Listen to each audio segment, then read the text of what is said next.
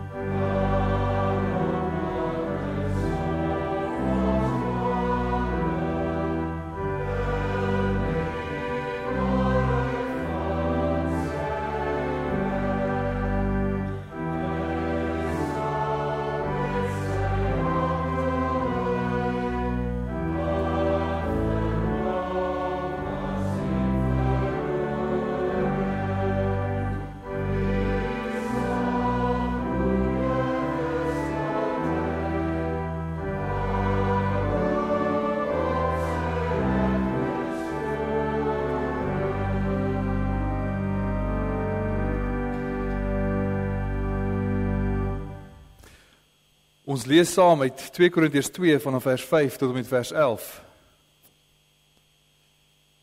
2 Korintiërs 2 vanaf vers 5.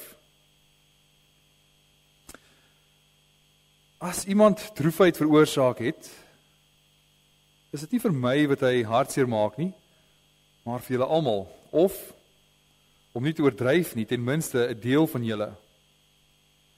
Vir so iemand is die bestraffing deur die meerderheid swaar genoeg. Nou moet julle so iemand liewer vergewe en bemoedig. Anders kan hy so hartseer word dat hy heeltemal moed verloor. Daarom vra ek julle, bewys liefde aan hom. Toe ek geskryf het, was dit juis om te weet te kom of julle my getrou gebly het en in alles gehoorsaam is. As julle hom iets vergewe, vergewe ek hom ook. Wat my betref, as ek iets moes vergewe, het ek dit klaar gedoen om julle ontwil. Daarvan is Christus my getuie. Die Satan moet nie die oorhand oor ons kry nie. Ons ken sy planne, maar al te goed.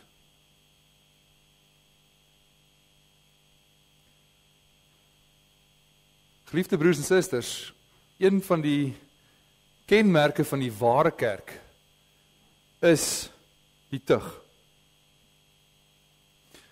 Dat ons bely dat die kerk moet tug, juis om sondes te straf, en kortom is die tug daar om toe te sien dat almal hulle ooreenkomstig die suiwere woord van God gedra. Dat hulle alles wat daarmee in stryd is, verwerp, en dat hulle vir Jesus Christus as die enigste hoof erken. En dan bely ons baie mooi dat hieraan kan ons met sekerheid die ware kerk uitken, en niemand het die reg om daarvan af te skei nie. En tog is die tug 'n baie sensitiewe middel wat die Here vir die kerk gee om toe te pas. 'n Baie mooi balans hê om die waarheid in liefde te bedien teenoor mense. En in vandag se tyd beleef 'n mens dat niemand tereggewys wil word nie. Mense sal baie vroeg eerder die gemeente verlaat, of 'n ander gemeente gaan, of hulle sal kerk op hulle eie wees, eerder as om deur 'n gemeente getug te word. En die teendeel daarvan is ook waar, dat gemeentes ophou om lidmate te tug. In die eerste plek dalk omdat gemeentes ophou om toesig te hou oor hulle lidmate. Of dalk het sekere gemeentes geen sekere dogma wat die waarheid, hulle sê dis die waarheid van die woord, wat hulle kan weet of iemand het oortree of nie. Of gemeentes het soms vrees dat lidmate die kerk sal verlaat. En wanneer daar getug word, is dit ook nie 'n eenvoudige taak nie. Daar moet eers bepaal word wat die aard van die sonde is, en in hoe mate is daar berou van die persoon oor die oortreding, of oor die aanhoudende oortreding wat die persoon gedoen het. En dit was een van die dilemma's van die gemeente in Korinthe. In hoe mate moet daar 'n bestraffing wees, en in hoe mate moet daai waarheid weer in liefde bedien word, om die persoon weer terug te bring in die gemeenskap van die gelowiges in. En nou weet ons, die gemeente in Korinthe het baie geestelike probleme gehad. Jy kan jouself indink, wat 'n delikate situasie daar by hulle was, om tug toe te pas in daardie gemeente. Of in anders gestel, soos Paulus hier stel, om bestraffing deur die meerderheid oor die persoon. Ons hoor onder andere in die briewe van Paulus in die gemeente van gemeentelede en dronkenskap, van bloedskande. Ons hoor selfs ook oor die geestelike waarheid oor die ontkenning van die opstanding van ons Here Jesus Christus. So in 'n sekere mate het hierdie gemeente baie geestelike uitdagings gehad wat hulle moes hanteer om die gemeente weer gesond te kry. En die gemeente was dus geestelik arm, en tog, ten spyte daarvan, van al die uitdagings wat hulle het, hoor 'n mens dat daar tog 'n bestraffing was deur die meerderheid aan 'n lidmaat. Of, soos vandag sal sê, hulle lidmaat getug het. En hoe merkwaardig is nie 'n gemeente met so baie probleme wat nog steeds te doen wat die Here van hulle verwag. Ons het die vorige keer gehoor dat dit Paulus opregte bedoeling was om die gemeente te besoek, dat al God se beloftes in Christus hulle vervulling vind. Hy is die ja en amen op al God se beloftes. En dan het Paulus dan sê, maar hy gaan hulle nie besoek nie, en dis om die vrede te bewaar. Hy het oop en eerlik vir die gemeente gesê wat God se wil is met betrekking tot die sonde in die gemeente. En hy was so reguit met hulle gewees dat daar eintlik spanning ontstaan het tussen hom en in die gemeente, dat daar hartseer was tussen hulle. En daarom het Paulus sy planne laat vaar om met hulle in persoon te praat. So hierdie besoek in die gemeente het nie gerealiseer nie. En Paulus wil nie die gemeente voorsê en hoe hulle moet dan hulle geloof moet uitoefen nie. Hy wil hê hulle selfstandig wees, selfstandig doen. Weet wat die waarheid is en dit self doen. Nie net elke keer voorsê. Dit gaan oor die gemeente se geloofsvolwassenheid om die regte ding te doen, om te besef wat verkeerd is in die oë van die Here en dat hulle dit self hanteer. En daardie vreugde in die evangelie vir hulle self dan vermeerder. So Paulus het besluit, hy gaan nie weer na die gemeente toe nie, as sal uitloop op droefheid in die gemeente. En daarom besluit hy om hierdie brief hulle te skryf, om hulle nie hartseer te maak nie, maar te laat besef dat hy hulle ook baie lief het. En nou is een van die onderwerpe wat baie sensitief is en hierdie droefheid in die gemeente veroorsaak, is die sonde. En daarmee saam ook die tug wat saam met dit gaan. En die doel van die kerklike tug is in die eerste plek dat dit gaan oor die eer van God. Dit gaan oor die eer van Christus en daarom word daar getug. dat die Here se eer mag nie net vertrap word deur lidmate soos hulle wil nie.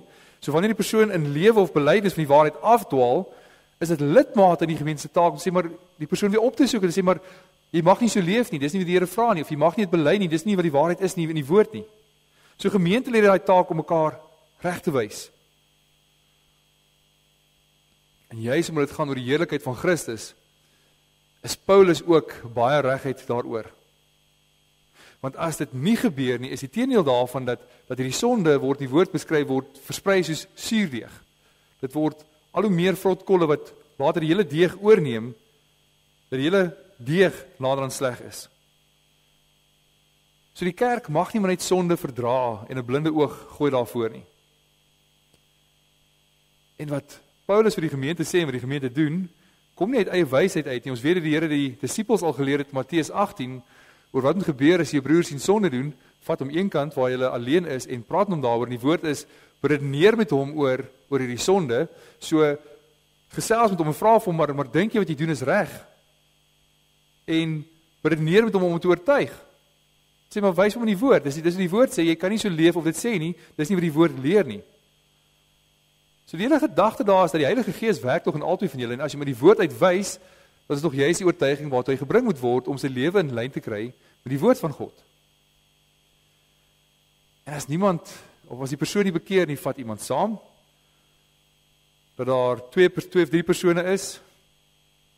En daar waar 2 of 3 persone saam oor die waarheid getuig, daar sê Christus hy ook teenwoordig, met ander woorde hy getuig saam oor die waarheid van die saak. As die persoon nog steeds nie wil bekeer nie, stel die gemeente in kennis en die laaste stap daarvan is dat die persoon afgesny moet word van die gemeenskap van gelowiges. Hanteer so 'n persoon soos 'n tollenaar of 'n heiden, sê die Here, nie om die persoon te haat nie, maar jy is te besef, maar die persoon is nie meer deel van die liggaam van Christus nie, hy is buite die liggaam van Christus geplaas. En met dit in gedagte, het Paulus in die vorige brief aan die gemeente advies gegee. In 1 Korintiërs 5 hoor ons van 'n spesifieke sonde en sondaar in die gemeente, en daar's 'n seksuele sonde wat daar gebeur, wat nie eers onder die heidene voorkom nie. Daar's 'n man wat 'n seksuele verhouding het met sy pa se vrou. En nou is Paulus advies, maar jy moet die tug toepas spesifiek, verwyder dan so 'n persoon, dis wat die Here sê, verwyder so 'n persoon uit julle midde uit. Letterlik sê hy, gee hom oor aan die Satan. Dis moet gebeur. En as Paulus vir hulle sê, maar gee hom oor aan die Satan, beteken dit nie, dis sy finale bestemming, of sê, julle stuur hom hel toe as julle dit doen nie. Die Satan is nie in beheer van die ewige bestemming van die mensdom nie. God alleen is in beheer daarvan. Maar juist waaroor dit gaan oor die verdrukking van die liggaam, om die siektes of om die vleeslike welles te vernietig. So hy sê nie gee hom oor aan die Satan, so die liggaam vernietig kan word nie, want die liggaam sal deel hê aan die verlossing as die Here hom verlos het, maar dit gaan oor die korrupte vlees van die persoon, gee hom oor aan die Satan, dit vernietig kan word, want dit kan nie die koninkryk van God beerwe nie. Gee hom oor, sodat die korrupte vlees doodgemaak kan word. So ons weet vanuit die eerste brief, dis die opdrag wat hy gegee het, plaas so 'n persoon buite julle gemeente. Laat hom besef dat hy is buite die gemeenskap van die gelowiges, hy het nie deel aan die liggaam van Christus nie. Laat hom besef wat hy verloor het. Hy's buite die kerk, hy's buite die koninkryk van Christus. En hy besef waarheen hy op pad is as hy bly volhard met waarmee hy besig is. Die doel is daarmee dat hy tot bekering kom en dat daar herstel by hom weer begeer word.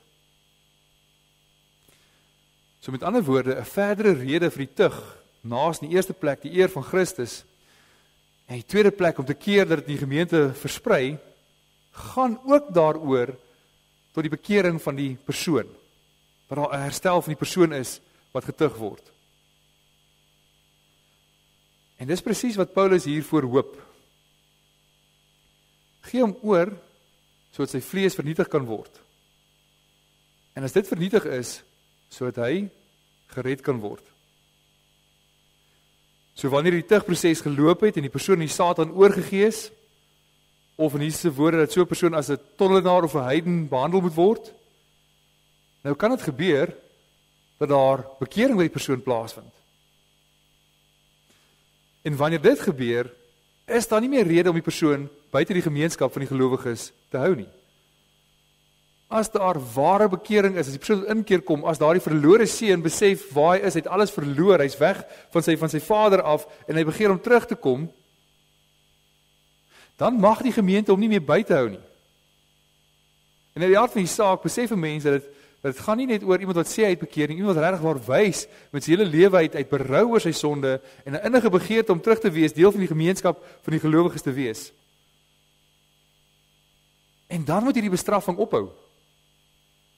Dan gaan dit oor in 'n tydperk van liefde, daar weer liefde en bemoediging aan die persoon moet wees, dat hy weer ontvang word in die gemeente.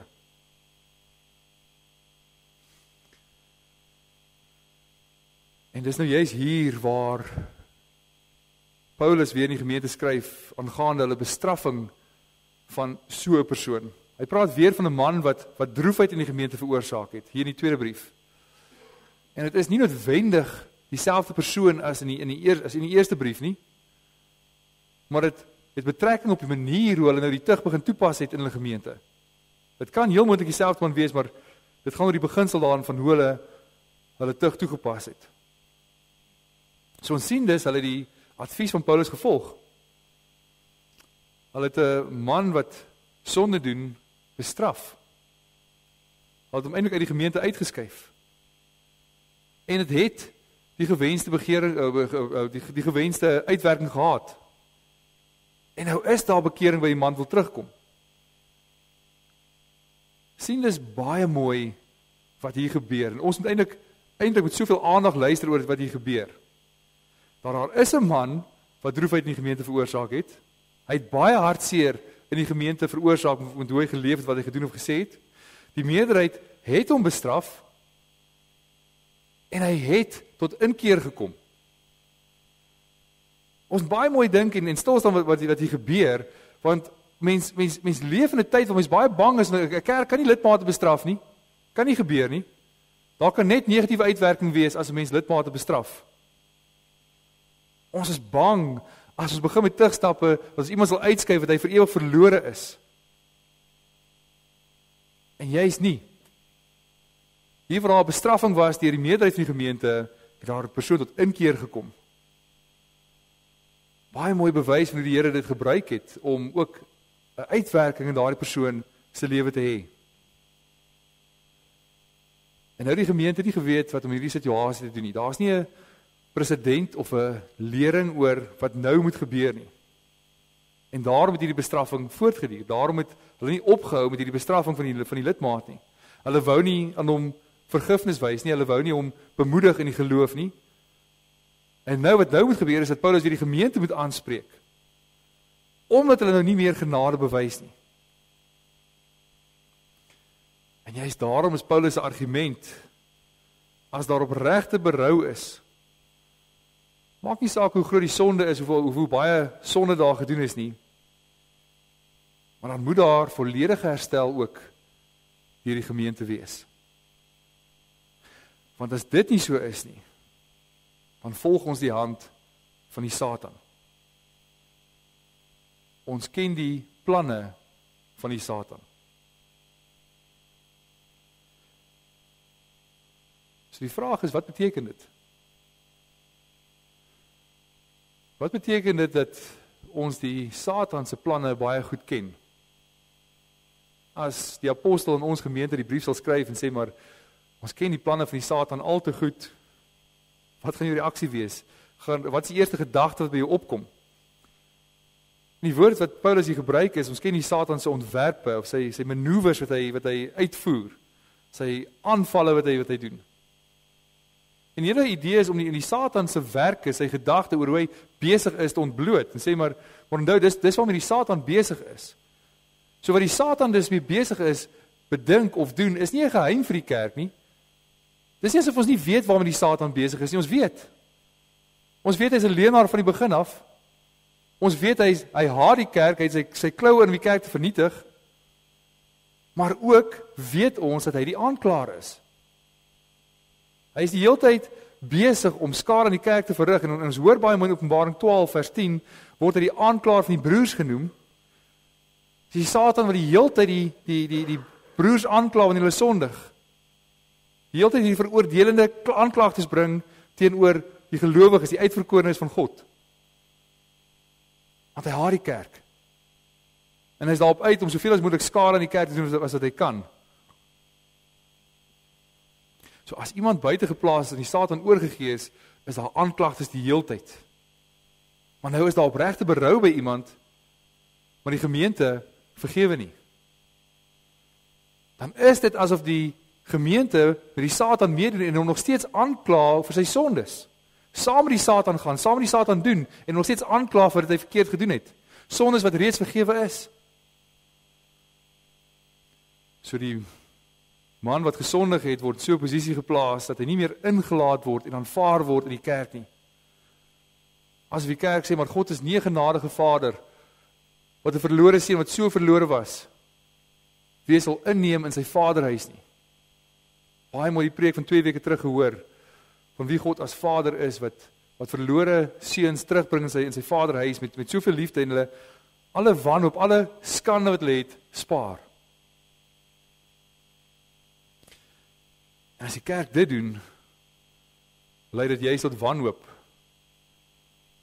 Wanhoop wat bestaan as daar die aanklagtes sê, maar die aanklagtes is waar. Daar is nie vergifnis vir daai sondes nie.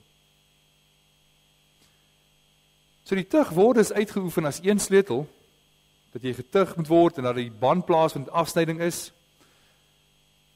En is verby, die koninkryk is toegesluit. Maar die teendeel is ook waar, as daar bekering is, moet die persoon weer ingeneem word. So buitekant is 'n posisie van hopeloosheid, geen vergifnis nie, afgesny van die gemeenskap, waar jy in wanhoop verkeer. Maar as daar opregte bekering is, presies die teenoorgestelde. Die hele argument is, daar kan nie opregte berou en bekering wees, as die Heilige Gees nie in so iemand se hart werk nie. Daar kan slegs opregte bekering wees, as die Here die persoon se hart bekeer. Daar kan slegs opregte bekering wees, as Jesus Christus vir daardie persoon se sondes gesterf het. En daarom is daar bekering, daarom is daar opregte berou buite die kerk, wil so 'n persoon weer teruggeneem word in die kerk in. Ander woorde, die persoon sy sondes is betaal, hy is vrygespreek. En dan moet die kerk dit ook verkondig. Dat die kerk sê, maar dit is waarlik so. Die genade van God is groter as ons sondes. Maar dis hoe die tug in die hande van die Satan lyk. Waar die gemeente in Korinthe vir die man wat die berouers die sonde het, gelaat het. Om daar aan die buitekant van die gemeente of in die bestraffing gelos het. En juist daarom is dit die heel eerste saak wat Paulus ook hier aanspreek in die opvolgbrief, 'n saak in die gemeente. Dat die gemeente moet weet hoe om die tug in liefde te bedien. Dat dit 'n handeling is dat uit liefde uit voortvloei. Dat juist omdat daar liefde is, juist daarom is daar tug. Juist omdat jy lief is vir iemand, jy hulle sal terugbring na die regte pad toe. En is niks anders wat God self doen nie. Ons hoor die Hebreërskrywer vertel baie mooi van hoe God sy kinders tug. En juist dan dat die kerk eintlik nadoen wat God ook doen. Dis nie asof die kerk iets anders doen as wat God doen nie. God is 'n Vader wat tug en hy het sy kinders lief en die kerk het God se kinders lief en daarom tug hulle ook. Ons hoor die Hebreërskrywer sê dat as iemand getug word, is dit so erg dat op daardie oomblik nie na iets lyk om oor bly te wees nie, maar selfs om oor te huil. Maar later lewer dit egter vir die wat daardeur gevorm is 'n goeie vrug. Vrede, omdat hulle gehoorsaam is aan die wil van God. In ander woorde, God tug hulle vir wie Christus gesterf het, wat hy as kinders aangeneem het. En hy bring hulle so op die regte pad terug. En as daar volkome berou is met die evangelie seëvier, dat daar die versoening ook sal plaas en sal wys dat Christus het waarlik vir sondes gesterf en daar's versoening wat in die gemeente ook plaasvind. Dat hy nie net vir ander gesterf het nie, maar ook vir daardie sondaar. En dan, omdat juist die bemoediging en vertroosting bedien word deur die gemeente. Dan gaan ons nie terug na die klagte en hou terug om daai klagtes en kla aan, soos die Satan die hele tyd aangekla het nie. Dan is daar vergifnis. Dan het daar dinge in die verlede gebeur en sê dis reg, dit het gebeur, maar in Christus is ons vergewe en daarom gaan ons aan. En bemoediging, dat ons mekaar in die geloof sal bemoedig oor hierdie verlossing wat ons het in Christus en ons daaruit sal leef elke dag. Nie uit ons sondige natuur uit nie, maar wat Christus vir ons gedoen het, dat ons daaruit sal leef. En dis dan juist daar wat die gemeente nie so 'n persoon moet hanteer soos 'n tollenaar of heide nie, om juist te ontvang as 'n broer of 'n suster. Iemand wat weer terugkom op die regte pad, die Heilige Gees in so 'n persoon se lewe werk, daar's bekering, sal besef dat ook 'n geliefde van die Here is. So tug is belangrik in die kerk van die Here. Jy is daarom dat jy beloof by jou geloofsbelijdenis dat terwyl die volle gemeenskap met die kerk van Christus vir jou ontsluit is om as 'n lewende lid van die kerk te leef, dat jy jou in die Christelike vermaning en tug sal onderwerp as jy in leer of in lewe jou misgaan. En jy is daarom die kerk ook getrou wees na die roeping en jy is werk met die woord toepas daar waar dit nodig is. Dat daar waar daar oortree word, mense terugroep op die regte pad, maar jy is daar waar daar berou is en bekering is, weer in liefde mekaar te bedien deur vergifnis en bemoediging. Amen. Kom ons bid saam.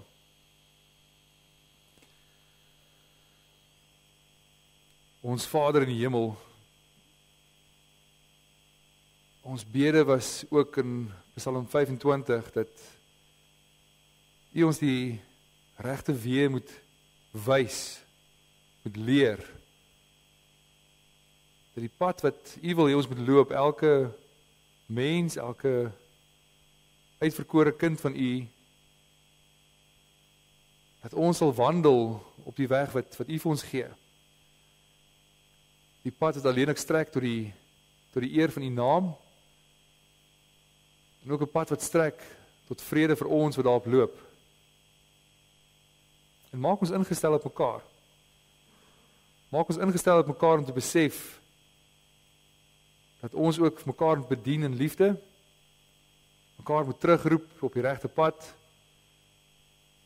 Here, juist daar waar daar geen bekering is nie, dat ons ook die weg van Matteus 18 sal volg,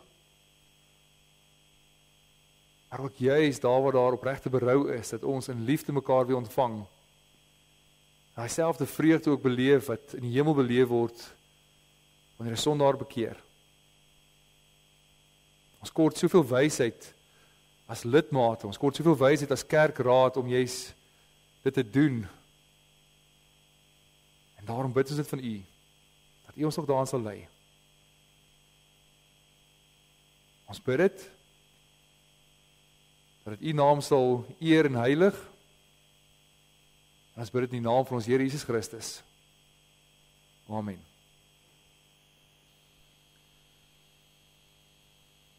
Kom ons sing ten slotte saam Skrifbreiding 14:3. Ons sing die mooi woorde, ons stry die stryd teen die sondemag. Beklee julle daarom met die kleed wat God julle gee, en weet dat na die stryd van onheilsdag sal julle nog staan op wag en nie oorwonne hoef te sug. Staan ons sing ons saam Skrifbreiding 14:3 vers 1 tot 4.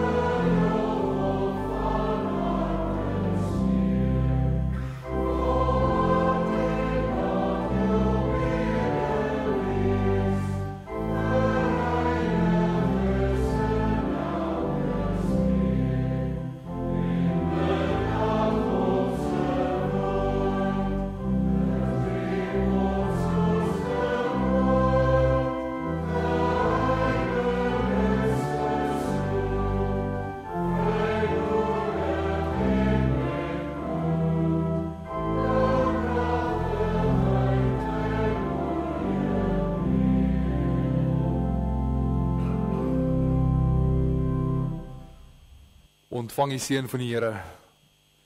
Die genade van ons Here Jesus Christus en die liefde van God ons Vader en die gemeenskap van die Heilige Gees is en bly by elkeen van u. Amen.